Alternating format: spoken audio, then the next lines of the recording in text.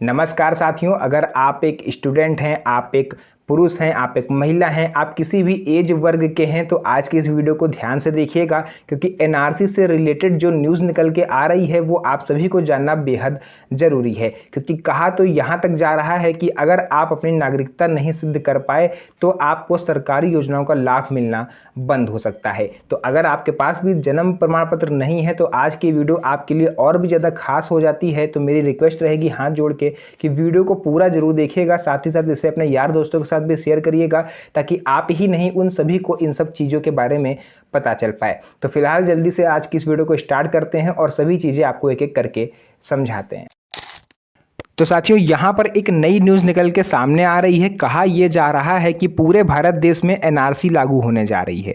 अब आप में से बहुत से लोग तो ऐसे होंगे जिन्हें एनआरसी के बारे में कुछ पता ही नहीं होगा कि आखिर एनआरसी क्या होती है, अगर ये लागू हो गई तो इससे क्या होगा और हमें अपने डॉक्यूमेंट क्यों दिखाने पड़ेंगे भैया एनआरसी अगर लागू हो रही है। तो उसकी जो भी चीज़ें हैं वो आज यहाँ पर क्लियर हो जाएंगी। वीडियो को बहुत ही ज़्यादा ध्यान से सुनिएगा क्योंकि ये आपके मतलब की वीडियो है। सबसे पहले यहाँ पर हम लोग जानेंगे ये एनआरसी क्या है। एनआरसी होता है नेशनल रजिस्टर ऑफ सिटीजनशिप, यानी भारत के वैध नागरिकों की सूची का जो रजिस्टर होता है, जहाँ पर सभी भारत देश के जो भी नागरिक हैं उन सभी का नाम जिस रजिस्टर पर लिखा होता है, जिस कंप्यूटर पर लिखा होता है, उसे बोलते हैं एनआरसी, यानी नेशनल रजिस्टर ऑफ सिटीजनशिप। अब यहाँ पर देखिए, आपका नाम होना इसमें ज़रूरी है अगर आपको सरकारी योजनाओं का लाभ लेना है, ऐसा बोला जा रहा है। सच्चाई क्या है वो आज मैं आपको इस वीडियो में बताऊंगा। देखिए, अभी बोला यह जा रहा है कि पूरे भारत देश में एनआरसी लागू हो चुकी है, जबकि सच्चाई यह है कि 7 राज्यों को लेकर के नोटिस आ रहा था कि जो एनआरसी लागू हो सकती है, बट अभी तक किसी भी राज्य में एनआरसी पूर्ण रूप से लागू नहीं हो पाया सिवाय असम के।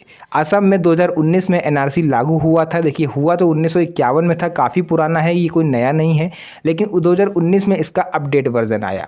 अब 19 में इसका अपडेट वर्जन आया तो पूरे असम में एनआरसी लागू करी गई, वहाँ पर सभी के दस्तावेजों की जांच करी गई।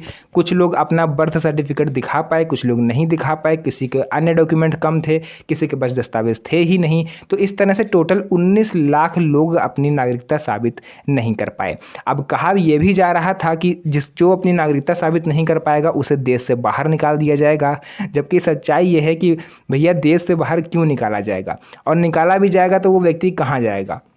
सुप्रीम कोर्ट की तरफ से ये आदेश क्लियर आ चुका है कि भारत का नागरिक कोई भी व्यक्ति अगर है और अपनी नागरिकता साबित नहीं कर पा रहा है तो किसी भी केस में उसको देश से बाहर नहीं निकाला जाएगा। और इस तरह की जितनी वीडियोस चल रही हैं वो सब आप लोग समझ लीजिए, आपको केवल डरा रहे हैं।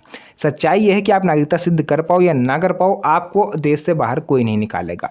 अब बात करते हैं एनआरसी।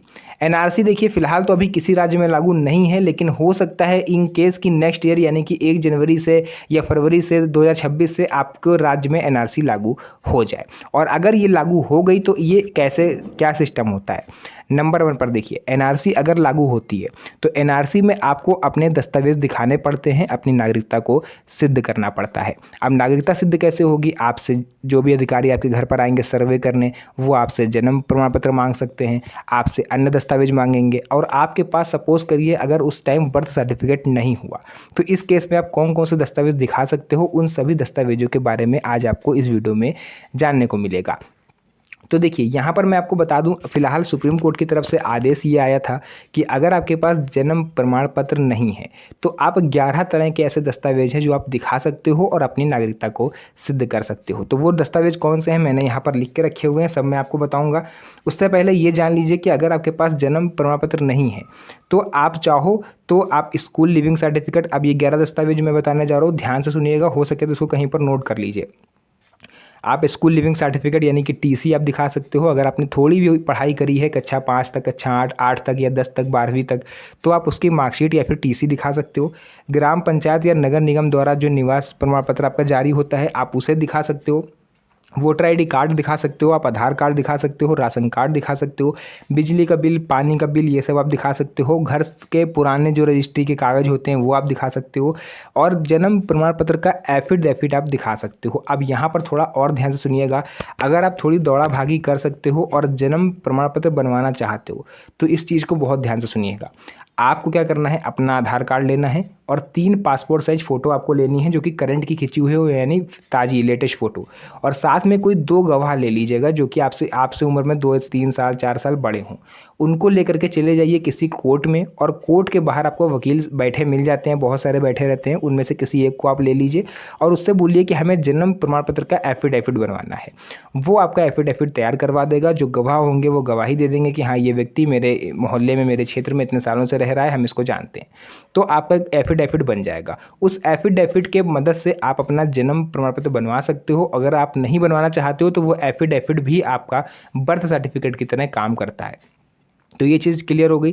तो जन्म प्रमाण पत्र अगर आपके पास नहीं है तो आपको परेशान नहीं होना है, या तो आप एफिडेविट बनवा लो या फिर अन्य दस्तावेजों से भी आपका काम हो जाएगा। वैसे मेरा सजेशन ये रहेगा कि अगर आप एफिडेविट बनवा लेते हो तो भविष्य में आपके काफ़ी ज़्यादा काम आएगा।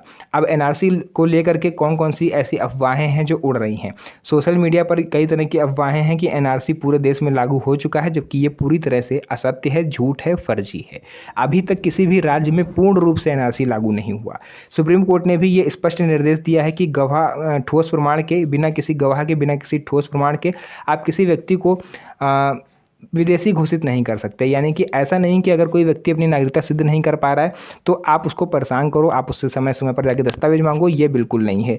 रिसेंटली आपने देखा है अभी बिहार में विधानसभा चुनाव होने वाले हैं, तो वहाँ पर SIR वेरिफिकेशन हुआ जिससे लोगों को काफ़ी ज़्यादा परेशान करा गया। वहाँ पर भी बर्थ सर्टिफिकेट मांगे गए हैं। तो अगर आपके राज्य में भी चुनाव होने वाले हैं तो हो सकता है कि आपके राज्य में भी ये सब चीज़ें हों।